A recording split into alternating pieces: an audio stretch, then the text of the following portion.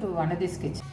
வாங்க, இன்னைக்கு காரைக்குடி ஸ்பெஷல் ஒரு கருணக்கிழங்குன்னு சொல்லுவோம் இல்லையா, அதோட மசியல் ஒன்று பண்ணி காட்டுறேன்.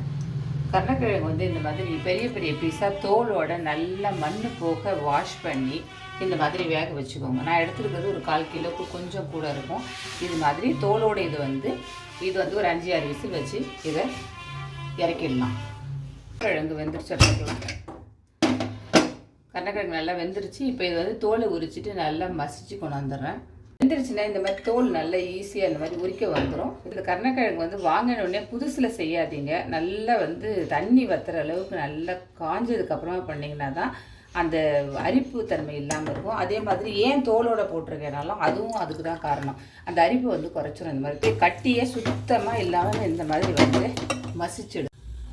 கருணக்கிழங்கு மசியல் தாளிக்கிறதுக்கு ஒரு 4 டேபிள் ஸ்பூன் எண்ணெய் ஊற்றிருக்கேன். இது கொஞ்சம் எண்ணெய் அதிகமாக விடணும். எண்ணெய் வந்து வானலில் பிடிக்கும். கொஞ்சம் அடி கனமான வானலாக எடுத்துக்கோங்க. இதுலேயுமே பிடிக்க தான் செய்யும். சிம்மில் வச்சு தான் நம்ம செய்ய முடியாது. கடுகு போட்டுக்கிறேன். 1 ஸ்பூன் உளுத்தம்பருப்பு,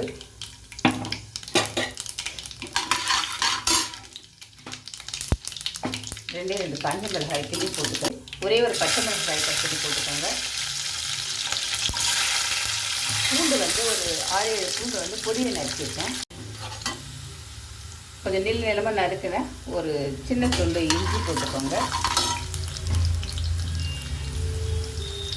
சாம்பார் வெங்காயம் ஒரு 25 சாம்பார் வெங்காயத்தை கட் பண்ணியிருக்கேன்.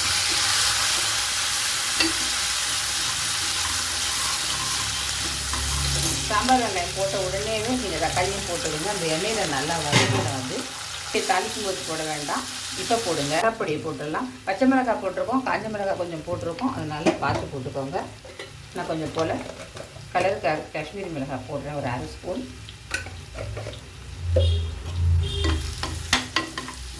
இப்போ மசிச்சு வச்சுருக்க இந்த கருணக்கிழங்கை இதில் சேர்த்துக்கிறேன். ரொம்ப சூப்பராக இருக்குங்க. இது கலந்துட்டு சிம்மிலேயே வச்சு கலருங்க. ஒரு எலுமிச்சம்பழ சைஸு, சின்ன எலுமிச்சம்பழ சைஸ் புளியை எடுத்து நல்லா இந்த மாதிரி கெட்டியாக கரைச்சி அது கூடயே வந்து இதுக்கு தேவையான மொத்த உப்பையும் போட்டுட்டு இதில் ஊற்றிடலாம். இந்த மாதிரி சிம்பிளை வச்சு கிளறிக்கிட்டே இருந்தோம்னா ஓரங்கள் எண்ணெய் கசிய ஆரம்பிச்சிருக்காங்க. இவ்வளோ எண்ணெய் விடுறேன்னு யோசிக்காதீங்க. எண்ணெய் விட்டு தான் அவனை வேறு வழியே இல்லை. இது இல்லைன்னா வந்து நல்லாவும் இருக்காது. வருது பாருங்கள். இது மாதிரி வந்து வந்துடுச்சுன்னா எடுத்துடலாம். அதே மாதிரி கொஞ்சம் ஆறின உடனே இப்படி கையில் எடுத்திங்கன்னா எடுத்து இப்படி பண்ணணும்னா கையில் ரொம்ப ஒட்டக்கூடாது. அந்த உங்களுக்கு வந்து சாம்பார் சாதம், ரசம் சாதம், தயிர் சாதத்துக்கு தொட்டு சாப்பிட்றதுக்கு செய்கிறது தான். சூப்பரான காரைக்குடி கருணக்கிழங்கு மசியல் ரெடி ஆகிடுச்சு. ட்ரை பண்ணி பாருங்கள். பிடிச்சி நான் லைக் பண்ணுங்கள், ஷேர் பண்ணுங்கள், சப்ஸ்கிரைப் பண்ணுங்கள். நன்றி, வணக்கம்.